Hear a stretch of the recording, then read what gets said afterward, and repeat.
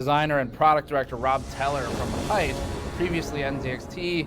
That's coming up as well. That is an hour-long conversation where we just walk around the office here and talk about everything from the actual amount of cases that sell on the market to cost, to design decisions, manufacturing decisions, really cool stuff. And finally, we have part 2 of the latency piece coming up, and I'll be traveling to Taiwan for a little while. So while I'm away from the studio, we'll be uploading these engineering interviews and deep dives, and it's just a whole series we've done. The team will be working hard on more cases and handheld devices, coolers, so we'll be cranking on review content as soon as I'm back. And then we also have a special on power consumption that I can't share more about yet. So that'll be the series. We've got people from all different companies for those, and really excited about it. I learned a lot doing the discussions, and for the latency one, I might need to finalize that once I get back because I want to add some data from our own team for that. But anyway, here's the question for you all. So we do a lot of these great technical interviews and discussions with the companies, and if we go to them, we fly out on our own costs, set the schedule, the topics, and work with them on trying to learn something from actual engineers in the field. And so we publish these throughout the year, as many of you likely know. The question I have is I've been trying to figure out if they should be branded as a series on the channel. So this wouldn't affect the content really, it would affect how it is titled, basically. So normally I just make that decision on my own, but I figured ask the audience. People seem to really like those interviews, so we can just start with what you all think. So the question is, do I just kind of upload them exactly the way I'm doing now, where I give it a title, a thumbnail, upload it, there's a discussion, or do I append something to the title and make it a series? That's really the signifier there. And the reasoning for this, I guess, is from so here's the pros and cons. It's almost podcast style in terms of you stick it under a brand, where it will help people quickly identify that, oh, this is part of that series I like with engineering interviews, as opposed to without that, it's just a shorter title and less wordy. I really think that's just the only kind of main upside here, is just identifying that this is part of a series I like versus here is a standalone, completely isolated discussion on latency or acoustics without any connection whatsoever to the rest of the interviews we've ever done. So it puts them all in a bucket where it's just all the interviews kind of in a playlist probably, which we do have a playlist on the channel, but with cohesive titling, where there's maybe an appended name of series at the end of the title of the video, versus just going up standalone and kind of chambered like they are now. Here's a quick example. When we did the engineering interview on latency with Garo Saman from NVIDIA recently, that video was titled very literally. It was just, frame rate isn't good enough, latency pipeline, input lag, reflex, and engineering interview. The title might have been, with this sort of, just give it all a name, something like frame rate isn't good enough, latency pipeline, input lag, reflex, series name, or engineering interview if it fits, series name. So it may be as simple as just calling them all engineering interview or something, but that's not that. It is direct though, which is what we specialize in. But anyway, we'll be publishing some great deep dive content over the next week, so come back and check it all out. Reviews are in the pipeline. We won't be producing a lot of those until I get back, but we have a few that are already shot. So those will be going up as well. And thanks for your patience while I do some travel. And I know you all will enjoy the engineering discussions as well, because they normally go over really well. All right, up first, Dell has just revealed NVIDIA's next step in the ridiculous climb of GPU power draw. This time, it was during Dell's Q4 2024 earnings call. We went to the future for it. Or, fiscal years are weird. Anyway, taken at face value, Dell is planning for GPUs to be pushed up to 1,000 watts per B100 chip in 2025, which is absolutely wild. Here's the quote. They said, "We're excited about what happens at the B100 and the B200, and we think that's where there's actually another opportunity to distinguish engineering confidence. Our characterization in the thermal side, you really don't need direct liquid cooling to get the energy density of 1,000 watts per GPU. That happens next year with the B200. The opportunity for us to showcase our engineering and how fast we can move, and the work that we've done as an computer to bring our expertise to make liquid cooling perform at scale. Whether that's things in fluid chemistry and performance, our interconnect work, the telemetry we are doing, the power management work we're doing, it really allows us to be prepared to bring that to the marketplace at scale to take advantage of this incredible computational capacity or intensity or capability that will exist in the marketplace. Wow. I really feel like I read something from an earnings call. It was a roller coaster. The whole time I was reading that, which took multiple minutes, I was trying to figure out where the sentences were going. And for the most part, the answer was nowhere. But Dell thinks it can cool 1,000 watts. So we got something out of that paragraph. The only thing I could think about the whole time was the discussion of engineering and confidently engineering things and my experience reviewing Alienware computers. Anyway, it would be impressive if they could cool 1,000 watts on one die without liquid. It comes down to power density too, though, meaning that the B100 could theoretically be an even larger die than the already massive H100. The implication there is that Dell thinks it can cool maybe B200 as well without moving to liquid, and that might push beyond 1,000 watts based on what they're saying. But bear in mind that H100, B100 class chips are not what make their way into desktops, so you don't need to throw away those measly 1,000 watt power supplies just yet. The H100 is rated for 700 watts of power draw, which is beyond the normal range for even an RTX 4090 overclock. So if the same relative scale between desktop and data center remains true, maybe the next generation pushes a little bit beyond what we're seeing with the 4090s. But we'll find out. You paid for the whole power supply, and you're going to use the whole power supply, whether you want to or not. Next one, according to a Chinese source on the forum board channels, which has popped up once or twice before, translated by videocards.com, inventory of NVIDIA's 16 series GTX cards is dwindling and will soon be discontinued, which would mark the end of the long-running GTX graphics cards. The translation reads, quote, according to the NVIDIA GPU product roadmap, the GTX 16 series has been completely discontinued in the first quarter of 2024. Currently, all remaining GPU stock has been allocated to AIC brand manufacturers until their inventories are depleted. In other words, NVIDIA has officially ceased production of the GTX 16 series GPUs, declaring the historical mission of discontinuing the 1660 Super, 1660, 1650, and 1630 graphics cards.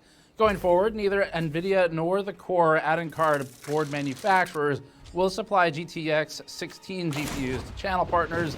It's estimated that the remaining inventory of GTX 16 in the market will be consumed in the next 1 to 2 months. With the 16 series being depleted, that'll leave NVIDIA with basically nothing at the low end. It'll just be the RTX 3050 6GB, which shouldn't exist, but it does. So you're welcome, consumers.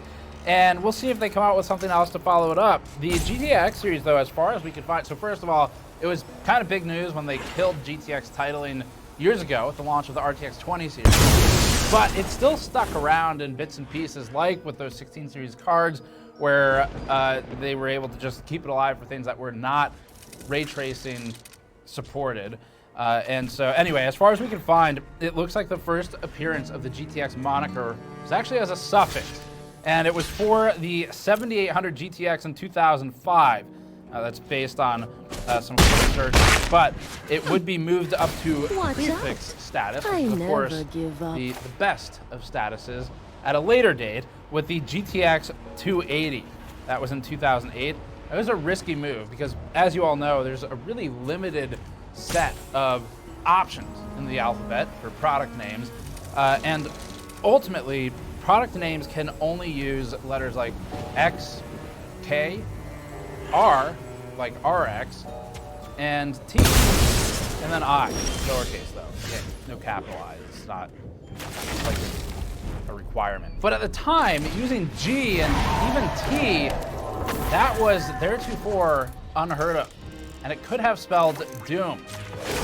Technically, that's spelled D-O-O-M, but it's like a whole met. The alphabet works in mysterious ways. GTX actually does stand for something, though. It stands for Giga Texel Shader Extreme. The E is silent, and it was actually named after cards that were geared towards gaming and high-performance rendering workloads.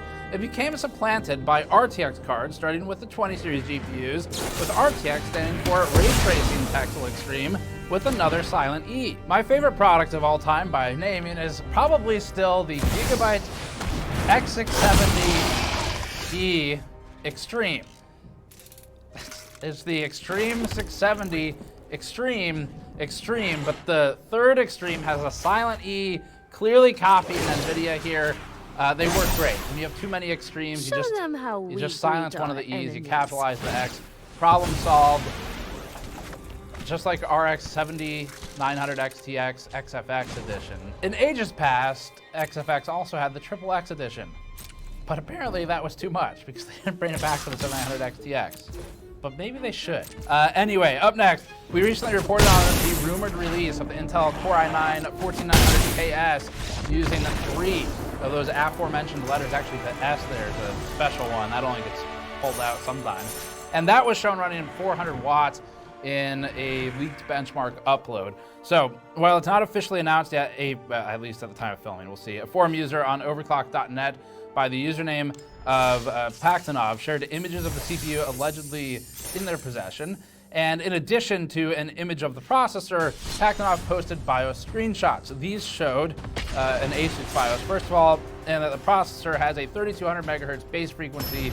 The user was able to achieve a 6.2 gigahertz clock with 1.498 volts, and you'd have to look at further details for more than that. But we may test one. I don't know. The S series sometimes is a waste of time if we can review something else instead, because it's basically clocked up, non-S. But next one, Noctua pauses on the development of its white fans. Again, they're known for the beige and brown fans, of course, but Noctua previously showed us some white fans. It was planning actually years and years ago. They delayed those, they've delayed them again. And when recently asked about the white fans and the release date by Admire Madlife on X, Noctua replied, "We have made the decision to put all our focus and resources on technical development projects like the next gen 14 centimeter fan. So the white fans have been put on hold and removed from our roadmap. At this stage, it's unclear if the project will be revived in the future or not." Now, Noctua is no stranger to delaying products, and hopefully this pause paves the way for them to innovate on the upcoming 140 millimeter fan design, and they will be able to resume production on the white ones once that's squared away.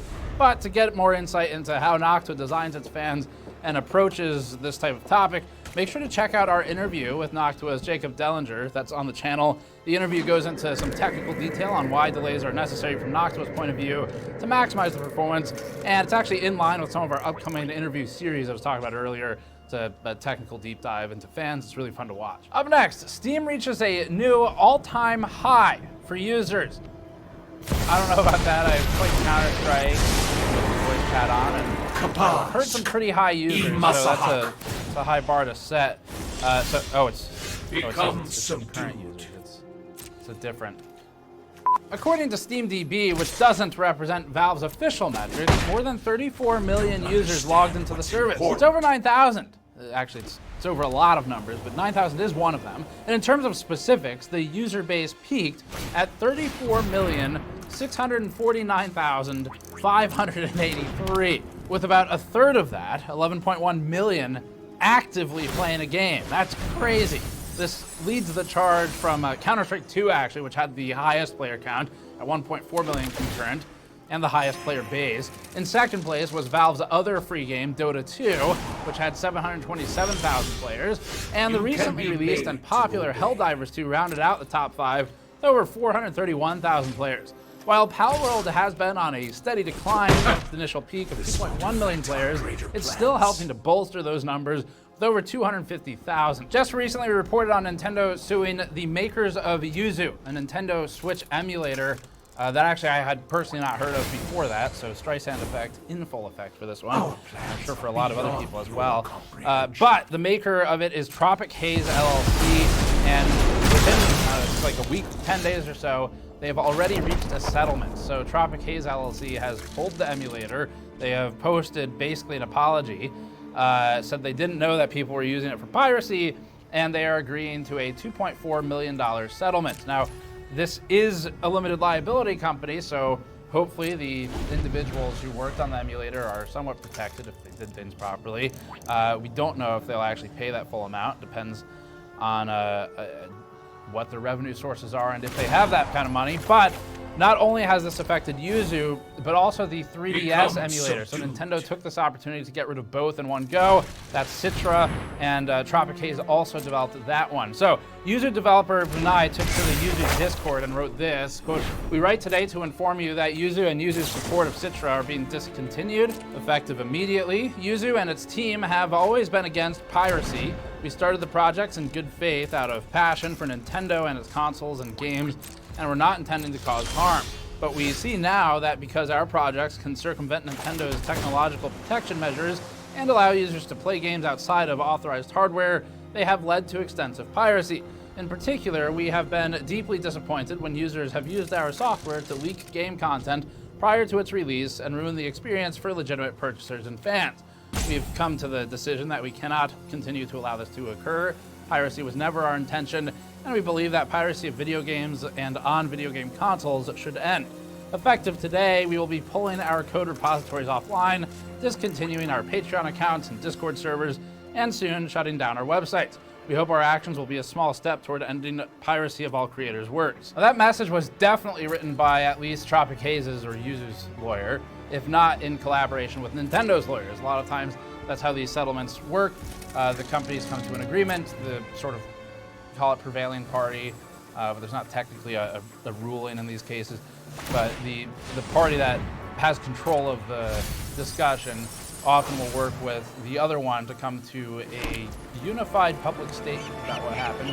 A lot of times what you get is basically the parties have come to a mutually agreeable settlement or something else. In this case, we got a little bit more. As of today, the source code for both Citra and Yuzu have been pulled from GitHub, and Tropic Haze will also give up the yuzu-mu.org URL to Nintendo. We wouldn't be surprised if the code continues to live in some capacity. And again, it really does seem like a kind of Streisand effect situation where a lot of people may have never been familiar with Yuzu before this. And like I said, I don't personally follow the console emulation space, so it was all news to me. And I didn't know that there was a fully functioning Switch emulator until we covered it. Like I cover computers and normally PC gaming. So probably a lot of people in that situation where they look at it going, interesting. But anyway, that will be officially pulled, and then however it progresses is news for another time. And then for the next one, we have two more. A cool mini PC that releases in China, and this is a really, really mini PC. It's like slightly bigger than a 120mm case fan PC. It's a PC for ants. This computer is being released by Tianba, or better known as AOO Star internationally. Is it though? Is it really better known that way?